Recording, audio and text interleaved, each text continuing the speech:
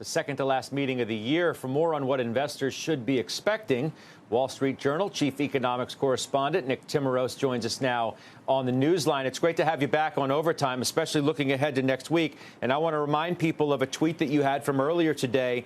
Quote, the bottom line, while the Fed isn't data point dependent and the decision for next week of 75 basis points seems unlikely to change, another uncomfortably high employment cost index reading might argue for a somewhat higher terminal rate and could muddy the debate over slowing the pace in December. So if we think next week is in stone, for all intents and purposes, at 75 basis points, how in flux is December really at this point?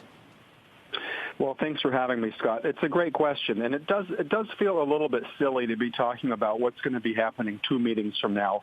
But I realize that's where all of the attention is, because people want to know what is the Fed's reaction function for slowing down the pace if they do not have convincing evidence of a slowdown in inflation. And it doesn't seem like they're going to get, we're going to have 2 more inflation readings before that December meeting, but one of them is going to be on the morning of the first day of the December meeting. So they're just not going to have a lot of time to see data before the December meeting.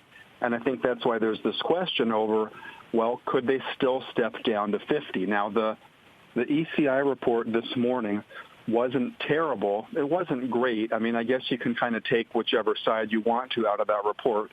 And so it'll be interesting to see how Jay Powell characterizes both the reaction function and the recent data when it comes to whether there's a red light or a yellow light to slowing the pace down to 50 in December. It was clear from their, projections at the September meeting that they do plan to slow down at some point, and they do plan to stop at some point. But it does feel like the stopping point is getting pushed further out of the calendar as the economy continues to show a fair amount of resilience here. How, if any, do you think this current stock market rally influences their decision-making, if at all, if it continues into the meeting next week? Does it have any bearing on their decision? You've mentioned in the past, even if they want to slow the pace, they have to be careful in the way they articulate that to the market, because they don't want the market to go off to the races, so to speak, on that move.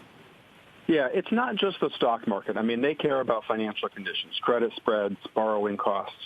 And so if you were to get a sustained, a dramatic loosening of financial conditions, something like what we saw in July and the first half of August, that would be a conundrum for them. It is counterproductive for them. They are trying to achieve this process of disinflation. They need financial conditions to get tight and stay tight. And so that's really the challenge here, communications-wise, is how do you signal that a slowdown to 50 doesn't mean that you're about to stop? It doesn't mean that you've changed your view about the trade-off on inflation and growth.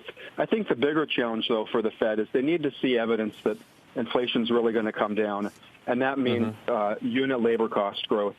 Labor costs have to decelerate here, and until you see evidence of that, it's hard to be confident that you can be change your position a little bit.